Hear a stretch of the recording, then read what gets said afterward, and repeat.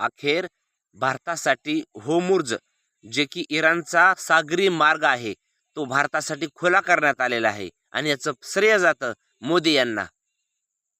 इराणनं भारत हा आमचा मित्र असल्याचं सांगितलेलं आहे. इकडं भारतातील मोदींचे विरोधी पक्ष जरी म्हणत असतील की अमेरिकेच्या निर्देशानुसार किंवा अमेरिकेच्या दबावात भारत येत आहे, परंतु असं काही नाही.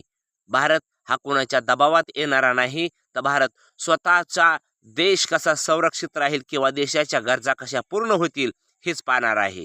इराण या युद्धामध्ये जरी गुंतलेलं असलं तरी भारत माझा मित्र आहे असं त्यांनी सांगितलेलं आहे आणि कित्येक सुविधा भारताला पुरवण्याचं त्यांनी ठरवलेलं आहे.